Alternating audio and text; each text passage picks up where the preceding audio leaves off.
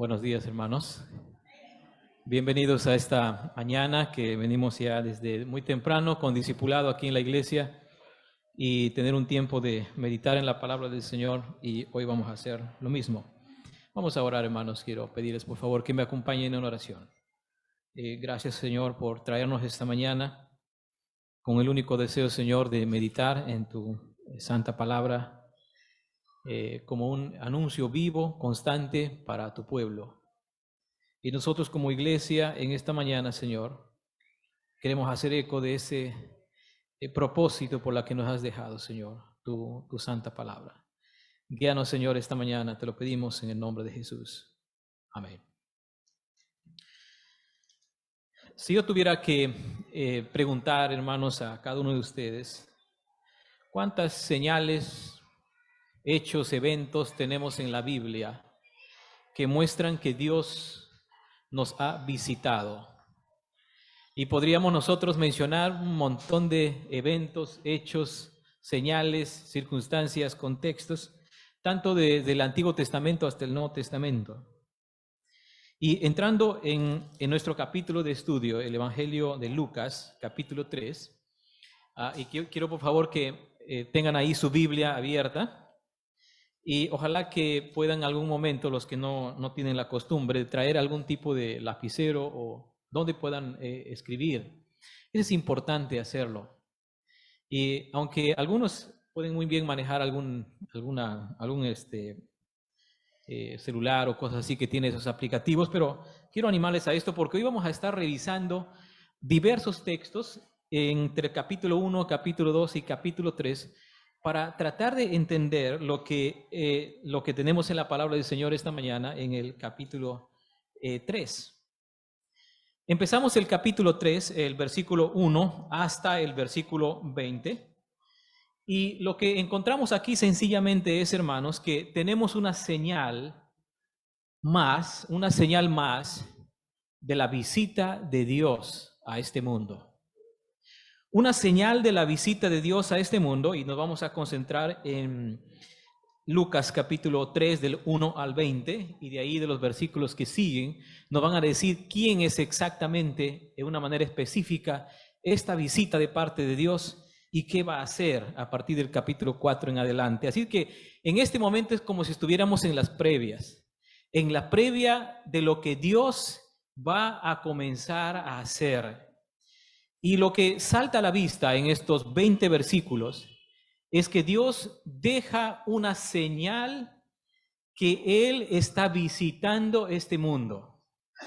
Y a eso vamos a concentrarnos en este momento. Como decía anteriormente al inicio de este estudio de Lucas, decíamos que la intervención de Dios en este mundo es constante. Esa es una afirmación desde nuestra propia cosmovisión bíblica. Decir lo contrario sería como una forma de deísmo, tal vez, pensar que sí, Dios existe, pero no tiene nada que ver con las circunstancias de este mundo. Pero una visión bíblica, podemos decir categóricamente que Dios sigue interviniendo y lo hace de una manera constante. Debido a que Él nunca dejó la creación, Él sigue guiando el curso de la historia para salvar, porque Él tiene un plan de salvación en marcha. Y espera que ante este plan de salvación, las personas puedan reaccionar en fe ante esta muestra incesante del amor de Dios hasta el día de hoy. Pero sin embargo, cuando miramos los hechos, o sea, la vida, especialmente en el Perú, nos damos cuenta que no todos están dispuestos a aceptar algún tipo de intervención de Dios o algún tipo de señal de Dios, por lo menos desde la palabra de Dios. Por ejemplo, según los datos del INEI, ustedes pueden revisar esto en internet, pueden entrar y vayan a los últimos censos del INEI, y nos dice que en el Perú ha crecido hasta casi un 5% la población que no profesa ningún tipo de religión. Desde el último censo hasta el último censo que tenemos hasta este momento, la población de peruanos ha aumentado en cuanto a no profesar ningún tipo de religión y obviamente aquí podríamos nosotros sugerir que serían personas que rechazan la existencia de Dios, que podría muy bien entrar en este segmento de la población mundial que se conoce como ateos o el ateísmo. Y curiosamente, si uno empieza a mirar los datos, San Martín está en primer lugar. Imagínense, mi tierra. ¿Saben ustedes que yo soy de San Martín? No soy de Loreto. Bueno, hay un dato para ustedes. Soy de San Martín. Y en San Martín es el mayor porcentaje de peruanos que dicen no tener ningún tipo de religión. En segundo lugar está Ucayali, otra parte de la selva. En tercer lugar está Amazonas. En cuarto lugar está Madre de Dios. Mira, la mayor cantidad de pueblos de la selva. Interesante eso, ¿no? Interesante dato. Sabiendo de que el porcentaje, por lo menos en San Martín y parte de lo que es Yurimaguas, parte de lo que es la Alta Amazonas, esa zona, hubieron una enorme cantidad y expansión de la predicación del Evangelio hace tiempo atrás, los misioneros. Y ahí podemos traer a memoria muchos de nuestros misioneros de nuestras asambleas que trabajaron en esas zonas, incluyendo también Ucayali y Amazonas.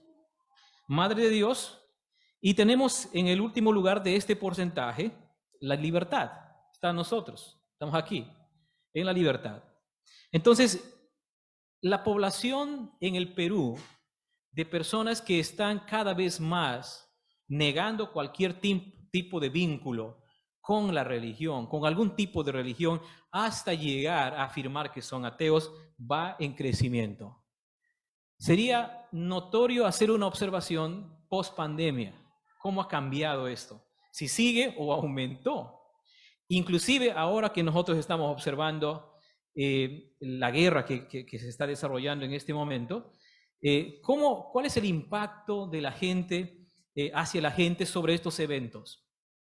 Entonces, el crecimiento en el Perú de personas sin religión va y creciendo, y el porcentaje, mejor dicho, las edades donde oscilan el mayor porcentaje de peruanos que están negando o están negando cualquier tipo de relación con alguna religión, tiene que ver en una edad casi entre 20 y algo y hasta más o menos 35, más o menos la población.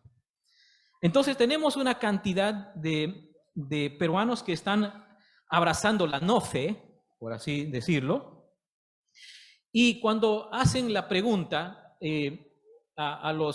por lo menos a los dos movimientos que hay aquí en el Perú sobre el humanismo en el Perú, y el otro movimiento es el ateísmo en el Perú, ellos arguyen a varias causas. Una de ellas tiene que ver con el desconcierto de las nuevas generaciones frente a las iglesias que existen en el Perú, y que ya sea sus miembros o más que todo sus líderes tienen una vida una doble moralidad, o por los escándalos que existen dentro de las comunidades eclesiales, incluyendo la evangélica, donde existe corrupción, violación y cualquier otro mal que normalmente hemos escuchado durante todos estos tiempos. Entonces, uno puede pensar por ese lado. Por otro lado, también es la enorme exposición de los jóvenes hacia una filosofía naturalista de ver la vida, especialmente en las universidades, y de repente existen otras razones más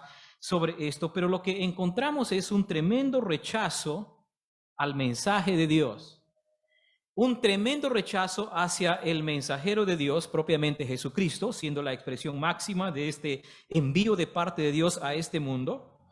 Y sencillamente hay un rechazo a este mensaje. O por otro lado, existe también una gran población en el Perú, una gran población que se catalogan como que creen en Dios, es decir, tienen algún tipo de religión, pero sin embargo no la pueden definir. No saben a qué Dios están creyendo. Más o menos como el 75% el Perú dice que es un país católico. Que si tú le preguntas si creen en Dios, dicen que sí. Pero uno se pregunta, ¿qué Dios creen? No la pueden definir. Y este mismo fenómeno existe en nuestras congregaciones evangélicas. Hay mucha juventud, muchos hermanos que dicen creer en Dios, pero no la saben definir, no saben ni cuáles son las exigencias de cómo debemos vivir en este mundo. Entonces, hay un tremendo también desconcierto en la enorme población de personas que dicen ser religiosos. Entonces, cuando nos enfrentamos a esta realidad, hermanos, y uno se pregunta, entonces, ¿cómo es que Dios está interviniendo en este mundo? ¿Cómo es que Dios está presente aun cuando vemos que la población atea en el mundo va en crecimiento? ¿Existe un rechazo contundente? ¿Qué está pasando? La visita de Dios en este mundo, sencillamente vamos a ver de aquí conforme vamos avanzando en nuestro estudio, vamos a ver que es una visita doble. Primero, para salvar, inmediatamente el juicio, salvación y juicio. La visita de Dios que vamos a ver en esta mañana oscilan entre estas dos verdades. Dios visita este mundo ya sea para salvar o ya sea para juzgar. ¿Qué escogerás? ¿Qué escogerás en esta mañana después de escuchar la palabra de Dios? ¿Hasta cuándo estarás esperando? ¿Hasta cuándo estarás reflexionando sobre la presencia de Dios en este mundo? ¿Hasta cuándo viviremos una vida doble, la cual muchas veces sirve como el rechazo y el aumento de la no religión o el ateísmo en nuestro país? Y aquí nos concierne la libertad, porque nosotros estamos aquí con una iglesia local, física, con un testimonio, y la pregunta es cómo nosotros vivimos la fe en nuestra comunidad, específicamente la libertad. ¿Cuál es el impacto que nosotros tenemos frente a nuestra sociedad? ¿Cuál es el impacto de los jóvenes creyentes de nuestra congregación hacia su entorno? ¿O es un impacto de la afirmación general que sí creemos en Dios, pero tienen una vida distinta a lo que dicen ser creer en Dios? ¿Será que nosotros nos hemos convertido en un grupo de evangélicos, entre comillas, cristianos evangélicos, que sencillamente hemos hecho observaciones muy generales sobre la existencia de Dios, pero sin embargo con un Dios distante, con un Dios que no tiene nada que ver conmigo? Que no tiene nada que ver conmigo y con mi historia. Así es que empezamos meditando en esto. Entonces, pensar en la señal de la visita de Dios en este capítulo es pensar en esto. Dios sigue interviniendo y lo vamos a ver con más detalle, pero para que podamos, por la misma palabra del Señor, entender cuál es el papel de esta señal. ¿Cuál es la señal en este capítulo? Capítulo 3. Y ustedes, sin mucho misterio, pueden revisar solamente el título de su Biblia. Por ejemplo, yo tengo en la Reina Valera 60, tengo el inicio del título que dice Predicación de Juan el Bautista. Entonces, ya tenemos desde ya la presentación de quién se va a hablar en este momento. ¿De quién se va a hablar, hermanos? De Juan el Bautista. Y Juan el Bautista es una señal de la visita de Dios en este mundo. Fíjese el orden que estoy cambiando. Aquí nosotros, en este relato que vamos a tener, ni siquiera Juan el Bautista es el personaje importante, sino lo que Dios viene haciendo. ¿Qué es lo que viene Dios haciendo? Y cuando tratamos de describir en qué consiste esta visita, qué más o menos es lo que Juan el Bautista va a hacer, tenemos que ir a esta alabanza que encontramos en el capítulo 1. Y por favor, vayan a su Biblia, capítulo 1, de los versículos 67 hasta el 79. No vamos a leer todo, pero vamos a ir revisando algunas de ellas. Aquí es donde nosotros encontramos gran parte de lo que vamos a tratar de comprender en el capítulo 3 sobre esta señal de la visita de Dios en Juan el Bautista. El versículo 67 empieza con una alabanza. Mejor dicho, este es una especie de un salmo de acción de gracias. Un salmo de acción de gracia por todos los eventos que están pasando. ¿Recuerdan ustedes el mensaje del domingo pasado? ¿De quién se habló? Se habló de dos nacimientos, de dos anuncios y dos nacimientos. Juan el Bautista y Jesús. Frente a estas dos realidades, Zacarías, que es el padre de Juan el Bautista, dice, lleno del Espíritu Santo, versículo 67, entonces su padre Zacarías se llenó del Espíritu Santo y dio la siguiente profecía. Miren ustedes, la profecía que vamos a revisar en una manera rápida es una profecía en formato de salmo, con un espíritu de acción de gracias. Entonces, si ese es el espíritu de Zacarías, al recordar el papel de Juan el Bautista, cuando regresamos a Juan el Bautista, el capítulo 3, hermanos, debemos estar leyendo con corazones agradecidos, porque ese es el contexto. Mira lo que dice en el versículo 68. Alaben al Señor, el Dios de Israel, porque, dice, ha visitado y redimido a su pueblo. Ahí está la idea. Dios ha visitado a su pueblo, versículo 68. La primera parte del versículo 69. Nos envió, dice, un poderoso Salvador. Ya nosotros estamos yendo en contexto de quién va a hablar, de quién es este poderoso Salvador. Obviamente no se está refiriéndose a Juan el Bautista, se está refiriéndose ¿a quién? A Jesús, el poderoso Salvador. Miren ustedes el versículo 71. Ahora seremos rescatados de nuestros enemigos. El versículo 73. El pacto que prometió mediante un juramento a nuestro antepasado Abraham. Dice, hemos sido rescatados de nuestros enemigos para poder servir a Dios sin temor. Versículo 76. Y tú, mi pequeño hijo, serás llamado profeta del Altísimo, porque, dice, porque, versículo 76, porque prepararás el camino para el Señor. Ahí está nuestro Juan el Bautista. A diferencia de Jesús en el capítulo 1, que es el Hijo del Altísimo, Juan el Bautista a este niño se le presenta como el profeta del Altísimo. Ya la profecía está diseñando cuál va a ser el rol y el papel de este niño que va a crecer, y que su función, versículo 76, se enmarca en que él sencillamente preparará el camino para el Señor. ¿Qué Señor? Jesús. Todavía no se adelanten. Todavía no se adelanten. Después seguramente llegaremos a esa conclusión, pero aquí sencillamente está recogiendo muchos elementos del Antiguo Testamento, que ya lo vamos a ver un poquito adelante, que acerca de alguien que va a venir a preparar el camino, porque Dios, el Señor mismo, visitará su pueblo. Entonces, leyendo ese salmo de acción de gracias, sencillamente uno puede decir, cuando empezamos a hablar de esta señal de la visitación de Dios, hermanos, solo puede producir gratitud en nuestros corazones. Gratitud por una intervención de Dios que, a diferencia de las intervenciones que nosotros podemos tener de parte de Dios en nuestros días, esta es una intervención que va a cambiar la historia, que cambió la historia. Es nada más que la visitación de Dios a su pueblo, y donde no solamente su pueblo está incluido, sino el resto de los pueblos. Esto lo veremos un poquito más adelante.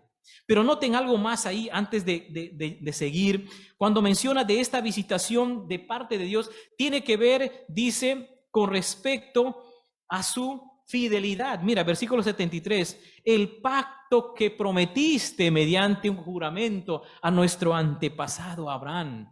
Es decir, cuando pensamos, hermanos, en la manera como Dios interviene en este mundo, especialmente en este episodio de la historia, tiene que ver con la fidelidad de Dios a su pacto.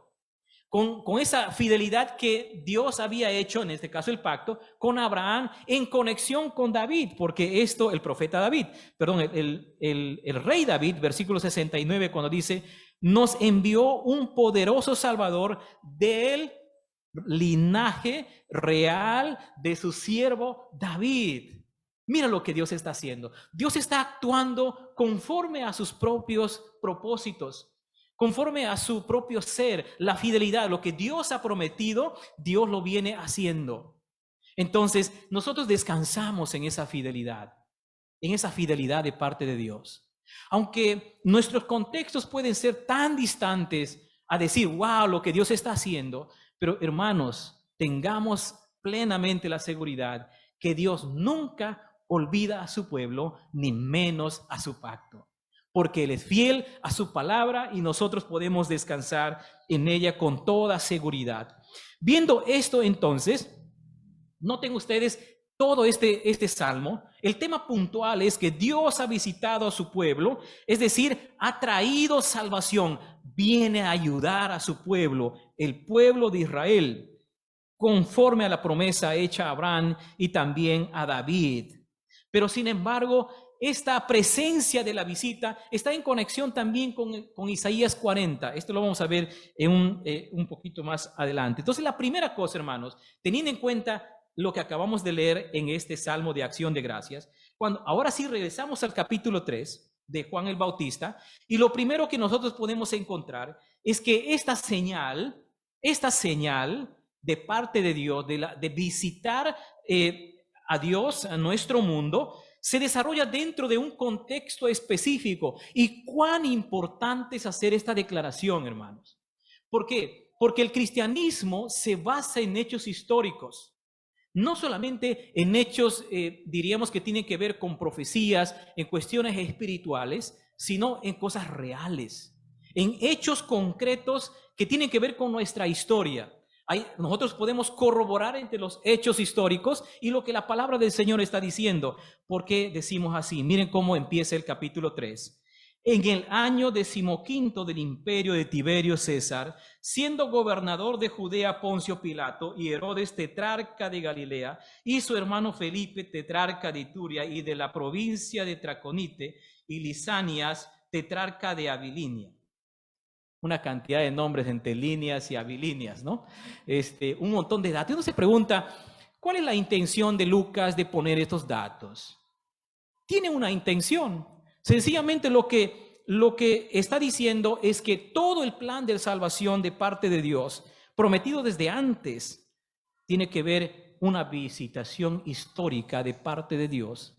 Y justo se da en este contexto donde se menciona una serie de gobernantes reales que podemos comprobar con toda certeza, que podemos saber quién es, no solamente a través de la Biblia, sino a través de otros recursos. Dios ha prometido visitar con salvación a su pueblo, y esta promesa se está cumpliendo, está viniendo y está desarrollándose. Y se da dentro de poderes políticos bien claro. La historia de la salvación se presenta dentro de la historia del mundo. Lo que más adelante Lucas va a decir en el capítulo 4, versículo 19, hoy es el año agradable de parte del Señor. Y dentro de esos poderes políticos del mundo, Dios hace notar su presencia a través de esta señal que vamos a ver.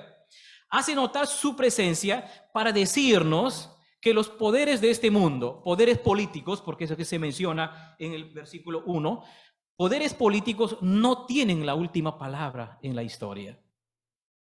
No tienen la última palabra. A pesar que puedan tener gran poder, a pesar que a través de sus ideologías pueden impactar mucho este mundo y pueden cambiar las costumbres, hasta pueden redireccionar la historia del hombre, a pesar de todo eso, existe un poder trascendente que es la voluntad de Dios. La voluntad de Dios irrumpe frente a estos poderes políticos, entre comillas, que supuestamente están guiando la historia. Y lo más anecdótico de este hecho que acabo de mencionarles es de que ahora nosotros vamos a seguir hablando de Juan el Bautista y ni siquiera de estos tetrarcas, ni de Herodes, ni de todos esos personajes, porque fueron efímeros, aparecieron un momento y desaparecieron. Pero lo que dejó Juan el Bautista con el mensaje, con lo que Dios viene haciendo, perdurará. ¿Por qué? Porque Dios está de por medio. En ese sentido, nosotros los creyentes podemos seguramente sentirnos atemorizados por los poderes políticos, por las fuerzas ideológicas que se presentan en la educación, que se presentan en el contexto de la comunicación, que se presenta en cualquier ámbito. Podemos nosotros hasta sentir mucho temor y sentirnos avasallados por ellos. Puedo imaginarme en este momento los creyentes en Ucrania. ¿Cuáles serán las reflexiones de ellos? con respecto al poder político de este momento, un hombre poderoso, entre comillas, que tiene todo el poder militar, todo el poder político y viene haciendo lo que viene haciendo. Y lo mismo podemos nosotros reflexionar en nuestro contexto de los poderes políticos, los que están en el gobierno, los que guían, entre comillas, la historia. Pero hermanos, los creyentes, desde un punto de vista de la Biblia, la historia no se mueve sola. Dios está de por medio. Dios está guiando su plan y haciendo, y seguramente estos líderes políticos están bajo el cumplimiento de lo que Dios viene haciendo. Él estaba moviendo los hilos de la historia. Y saben, después vamos a ver con más detalle esto, de lo que la palabra y la presencia de Dios es capaz de hacer, no solamente a un gobierno, sino a toda una cultura. Pero no solamente eso. La parte del versículo 2 habla acerca de personajes que tienen que ver con la religión, específicamente con Israel. Dice, versículo 2, y siendo sumos sacerdotes Anás y Caifás, vino palabra de Dios a Juan, hijo de Zacarías, en el desierto. También existen poderes religiosos. La presentación de Anás y Caifás como líderes religiosos que estaban en ese momento. Y ustedes saben por la historia de que el poder religioso del pueblo de Israel en esta época era básicamente un poder político, porque muchos de los sumos sacerdotes eran elegidos por los gobernantes de turno. No eran hombres temerosos de Dios, como seguramente algunos lo fueron en una excepción. Sencillamente eran un brazo del poder político actuando en ese momento, pero Dios, aún en ese contexto, Dios hace su presencia. Y cuando hace su presencia, cuando Dios hace su presencia, hay un elemento importante aquí, cuando dice en relación a Juan el Bautista, y siendo sumo sacerdote, Anás y Caifás, vino, ¿qué cosa dice? La palabra de Dios. Vino la palabra de Dios. Esto me hace recordar mucho lo que encontramos en toda la historia de la Biblia. Cuando hay momentos así, cuando hay turbulencia en la historia, cuando hay cosas que parecieran que todo va a la nada, la palabra de Dios aparece. Después vamos a ver con quién, con Juan el Bautista.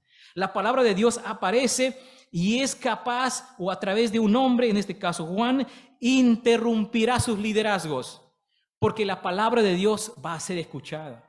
La palabra de Dios por lo menos va a ser escuchada, aunque no obedecida. A tal punto de que aún sus propios liderazgos se ponen en tela de juego, diríamos en un sentido, porque ustedes conocen la historia, qué pasó en el siglo I con la historia de la iglesia, Hechos de los Apóstoles.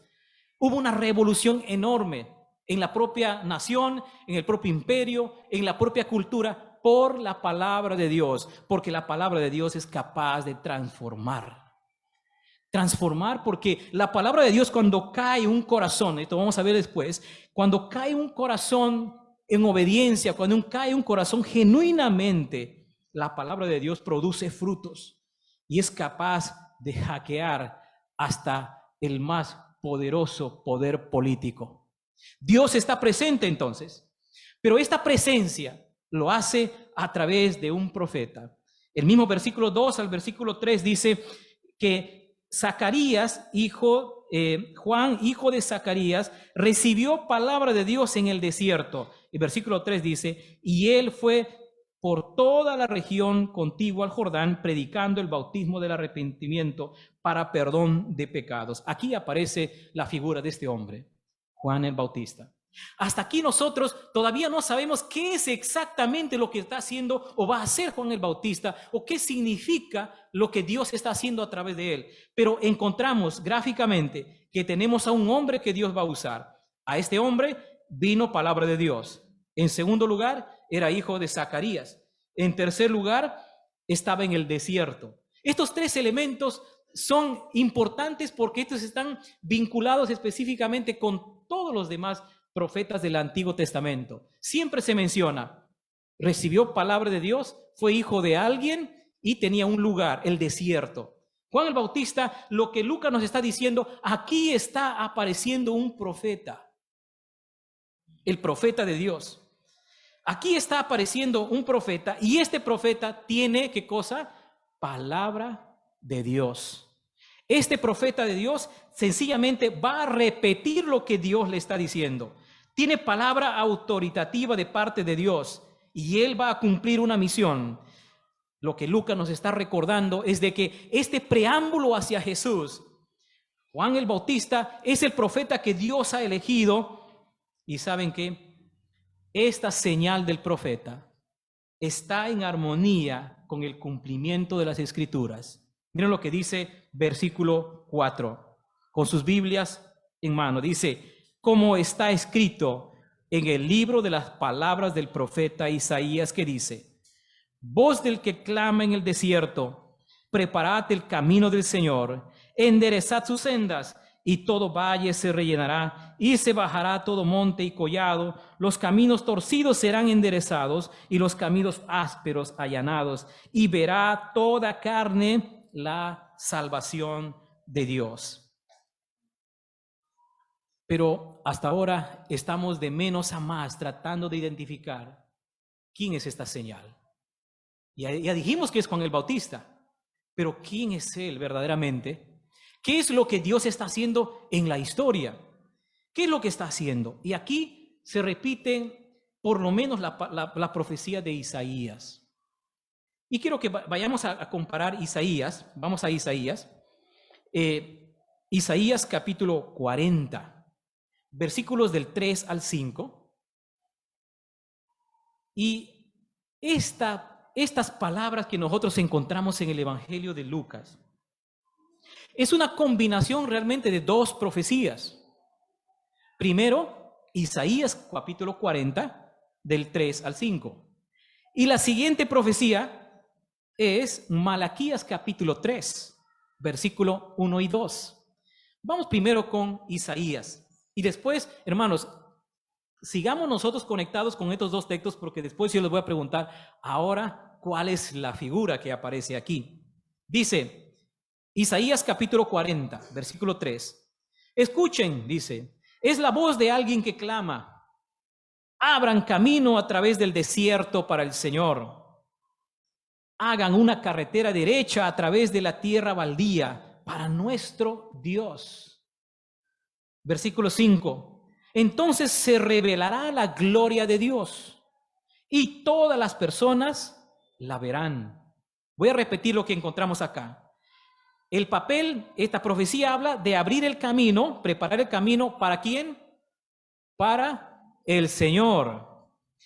Y la parte final dice, de la tierra baldía para nuestro Dios. Está hablando de Dios ahí.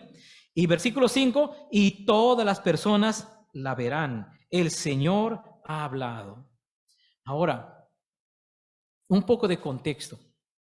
Cuando Isaías está dando esta profecía, realmente es una profecía para el pueblo de Israel que estaba exiliado en Babilonia. Es una profecía de esperanza, de restauración y de rescate de parte de Dios.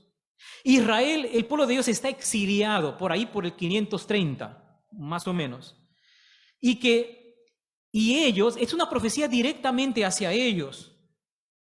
Entonces, lo que encontramos aquí es de que Isaías está siendo usado por Dios para darle un mensaje de consuelo ante un Israel que está exiliado en otra nación.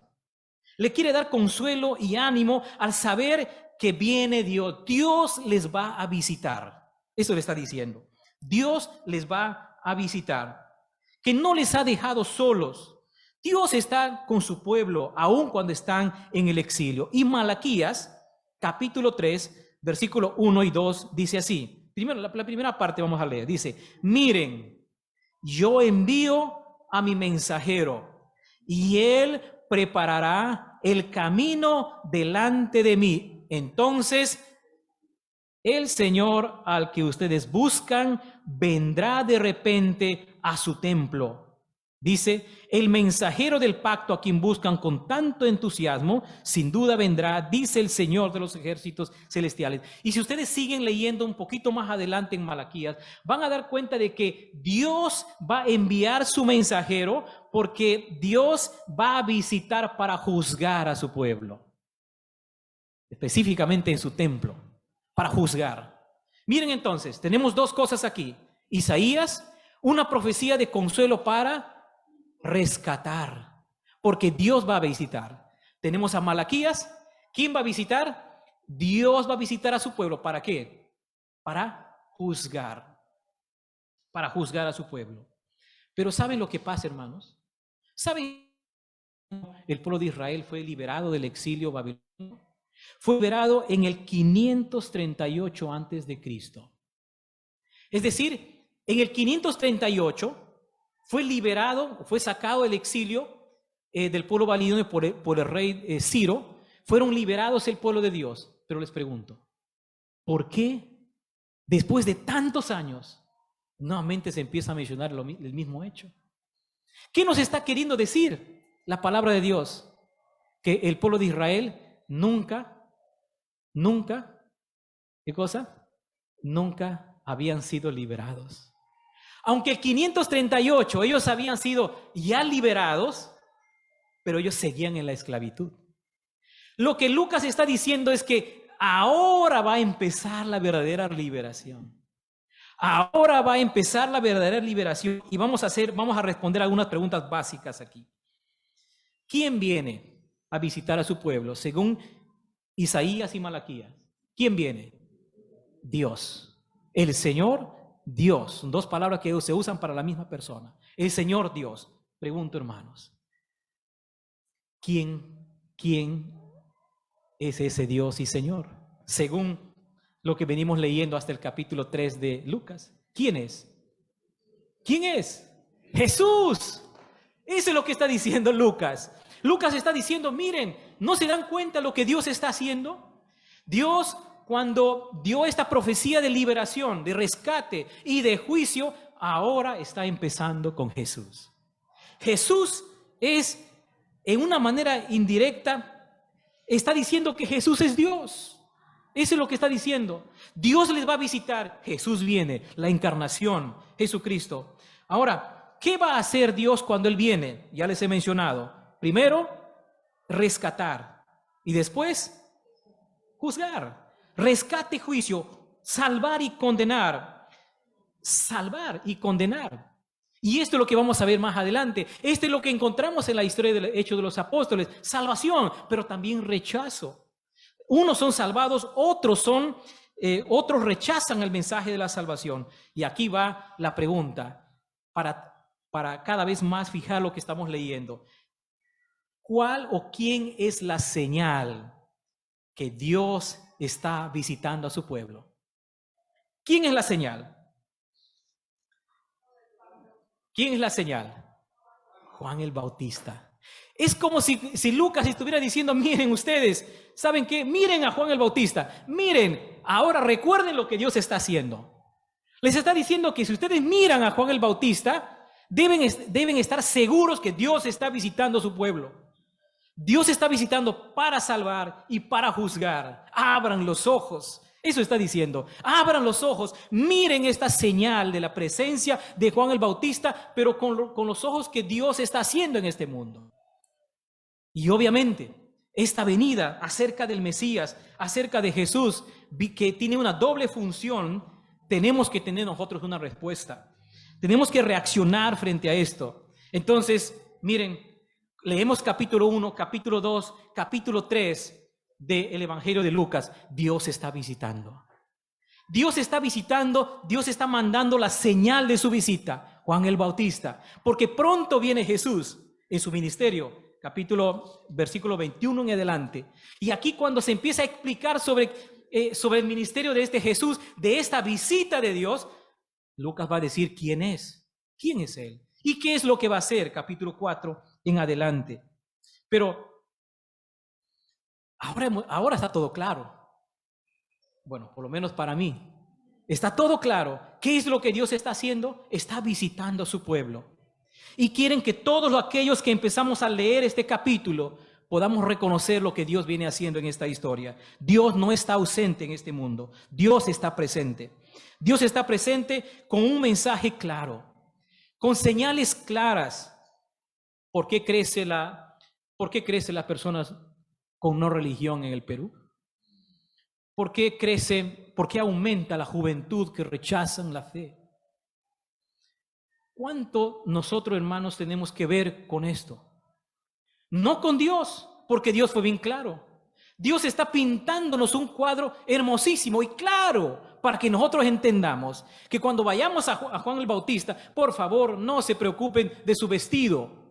Si ha sido piel de cabrito, ha sido piel de otro animal, no se concentren ahí. Lo que Lucas está diciendo, miren a Juan el Bautista, miren lo que Dios está haciendo. Esta es la señal que Dios está visitando a su pueblo para salvar y para juzgar. Y este va a ser el mensaje desde todo el Evangelio de Lucas, toda la historia de Hechos de los Apóstoles. Jesús ha venido a salvar, pero aquellos que rechazan serán juzgados. Aquellos que rechazan salvación y juicio, lo que está mencionando aquí, la presencia de esta señal que es Juan el Bautista. Ahora, ¿qué hacemos con esta señal? ¿Qué hacemos con esta señal en este momento? ¿Será que nosotros los creyentes tenemos en parte en esto? ¿Será que nosotros los creyentes mayores, adultos en la fe, será que nosotros somos contribuyentes a que nuestra juventud rechace a Dios?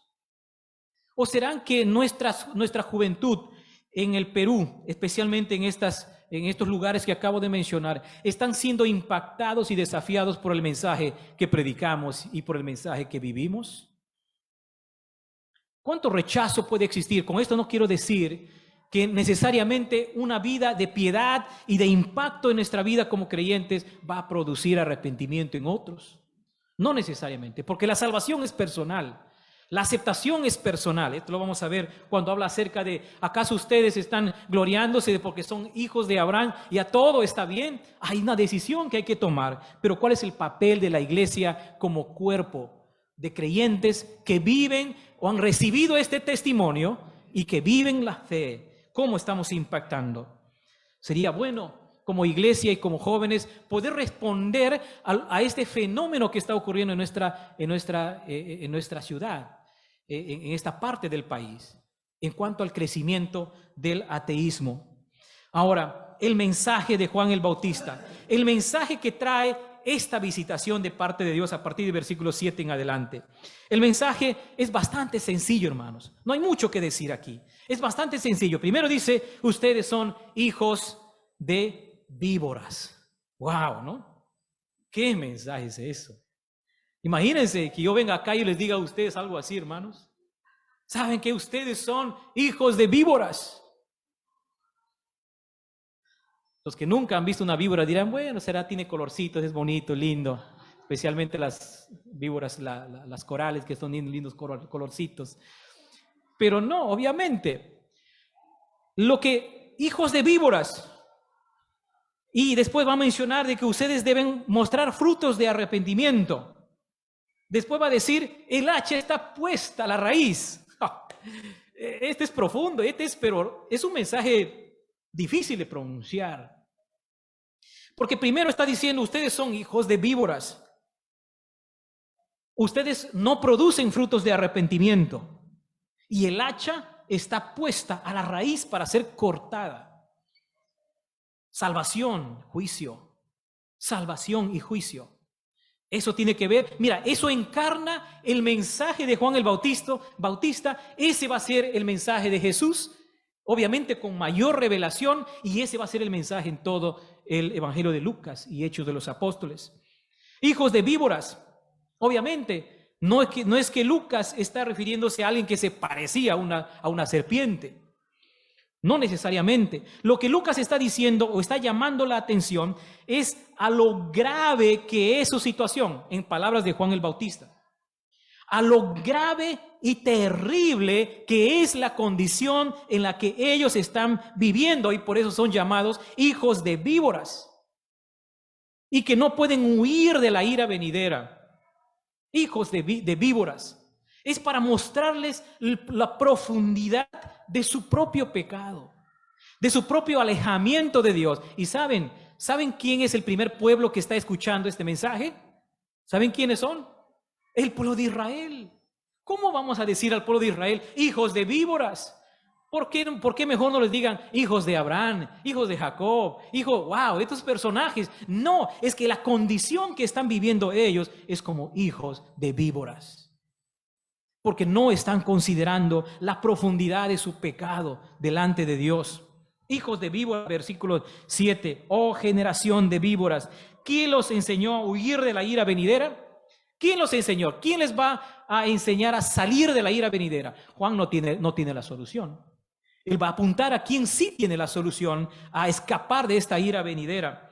Versículo 7. Versículo 8. Haced pues frutos dignos de arrepentimiento, y no comencéis a decir dentro de ustedes mismos, tenemos a Abraham por padre, porque os digo que puede levantar hijos a Abraham aún desde las piedras. Muestren frutos de arrepentimiento, está diciendo Juan el Bautista. Ahí está el mensaje.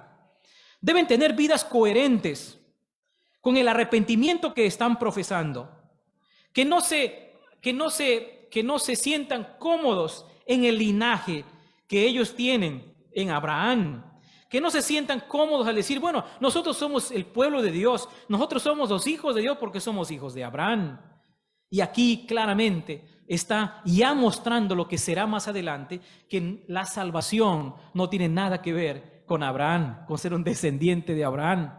Y esta salvación es una salvación personal, es una salvación en Cristo, cuando venimos a Él arrepentidos, cuando Dios está tocando nuestro corazón, cuando cambiamos de dirección hacia Jesús y le vemos realmente como nuestro Salvador.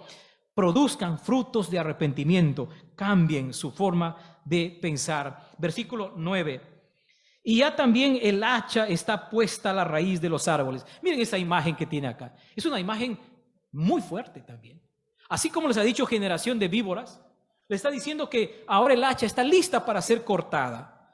Así como la intervención de Dios es para salvar a los que por fe vienen a Él, también será la destrucción a los que se oponen a Dios. Lo sorprendente es que muchos de estos árboles cortados están en el pueblo de Israel. Están en el pueblo de Israel. Es que la salvación no es nacional, sino es individual. Los que rechazan serán enviados y sufrirán destrucción eterna. La salvación es personal. Lo que a través de este profeta Dios le está recordando a Israel. Ustedes se basan en su linaje, pero están lejos de Él. Están lejos de Él. Por último, ni siquiera son hijos de Él.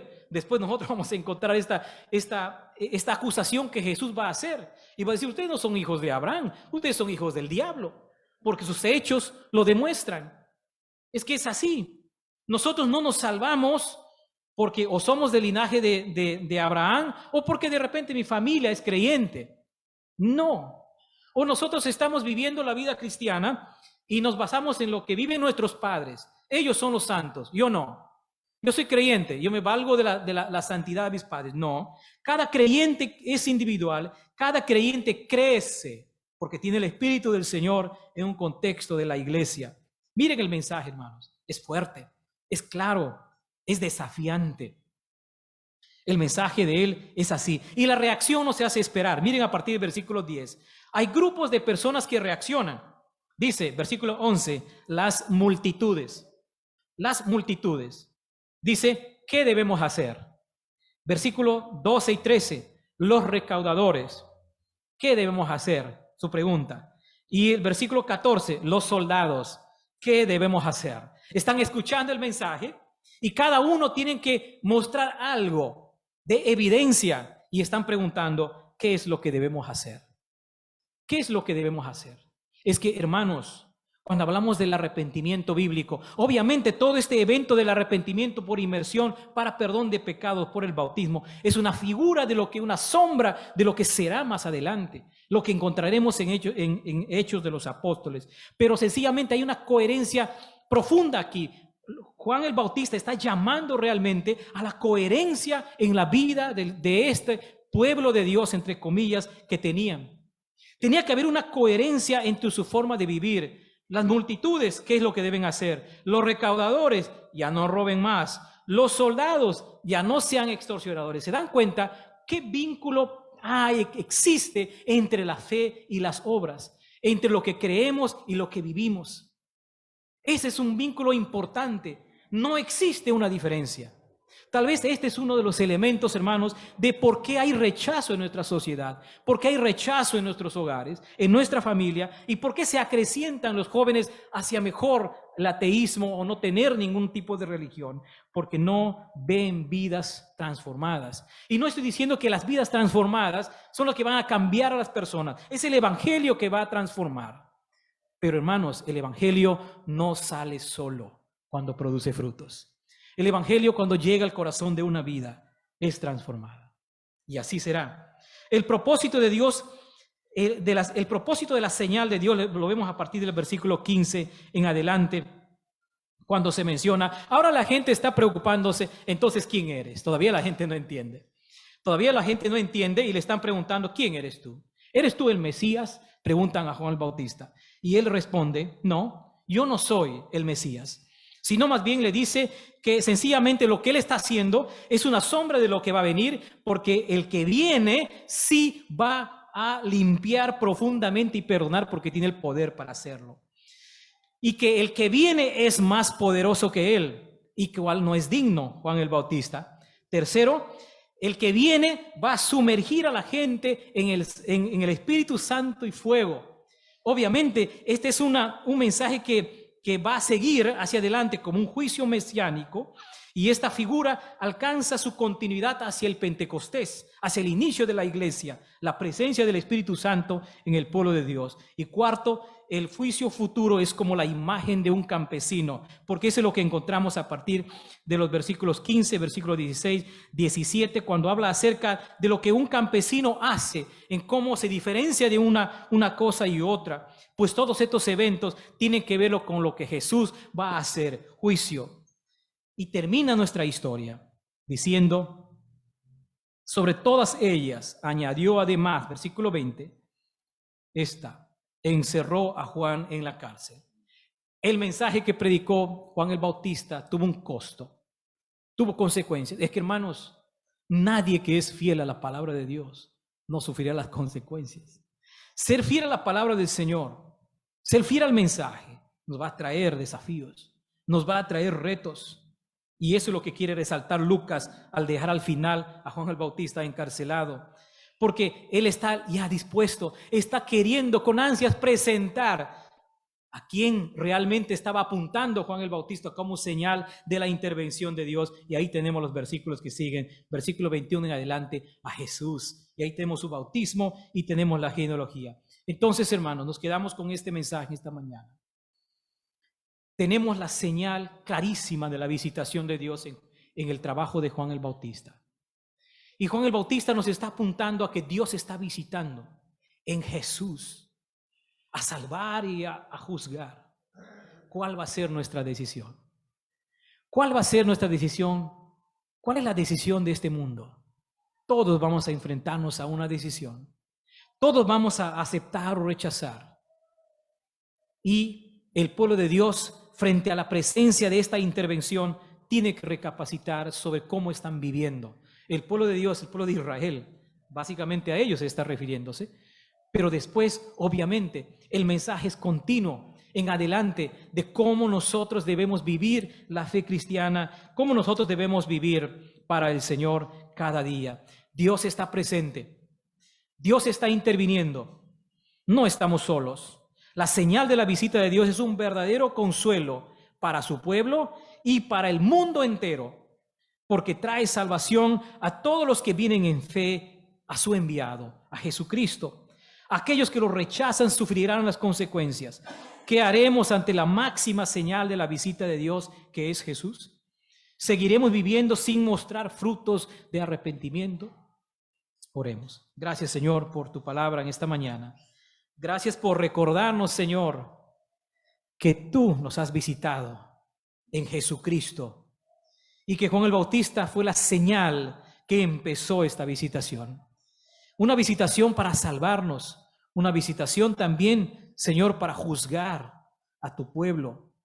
Señor, ayúdanos, Señor amado, a seguir transmitiendo el mensaje. Gracias, Padre, por esta mañana y gracias por estar con tu pueblo todo el tiempo. En el nombre de Jesús. Amén. Que el Señor les guarde, hermanos. Dios les bendiga.